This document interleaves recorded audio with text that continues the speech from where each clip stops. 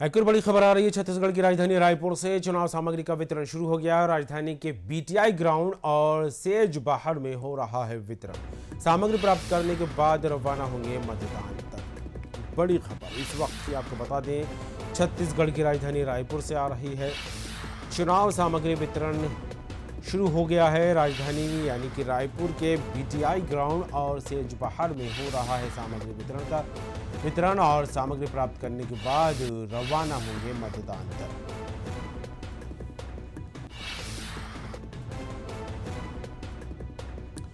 बड़ी खबर रायपुर से इस वक्त की बड़ी खबर है, आपको बता दें छत्तीसगढ़ में दूसरे चरण की वोटिंग के लिए मतदान सामग्री का वितरण शुरू हो गया है। 17 नवंबर को वोटिंग है और सामग्री के वितरण के बाद मतदान दल जो है रवाना होंगे।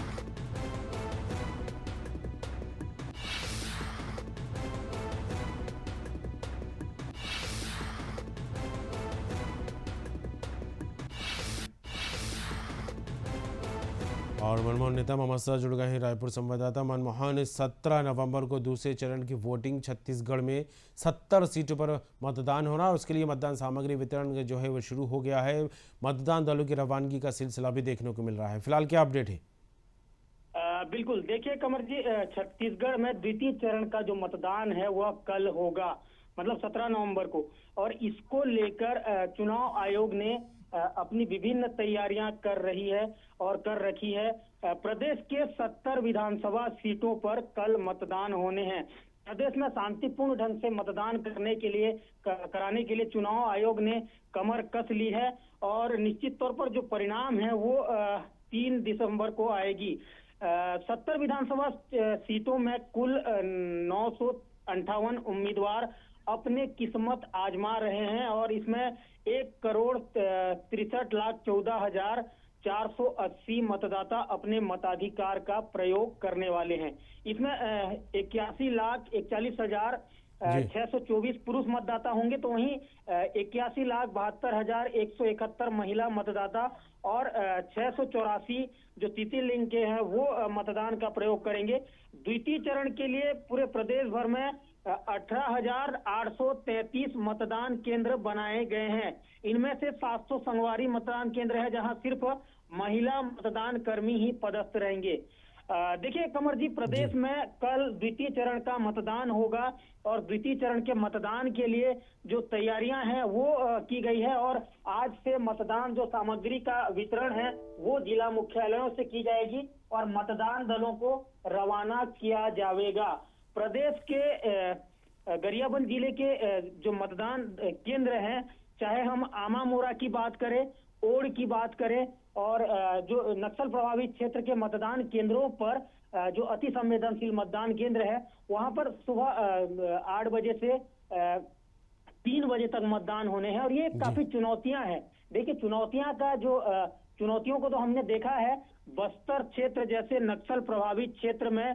चुनाव आयोग ने इस बार शांतिपूर्ण ढंग से चुनाव संपन्न करवाया है और कहीं ना कहीं सबसे बड़ी चुनौतियां थी। तो अब द्वितीय चरण का मतदान कल होना है और इसे लेकर सुरक्षा का चाक चौबंद व्यवस्था किया गया है। गरियाबंद की बात कर रहा था मैं कमर जी कि यहाँ पर जो मतदान केंद्र है, नक्सल प्रभावित मतदान केंद्र आमामोरा ओड़, यहाँ पर हवाई मार्ग से मतदान दलों को रवाना किया जाएगा और सुरक्षा के दृष्टिकोण से चप्पे चप्पे पर पुलिस के बल तैनात किए गए हैं। किसी भी तरीके से मतदान दलों को कोई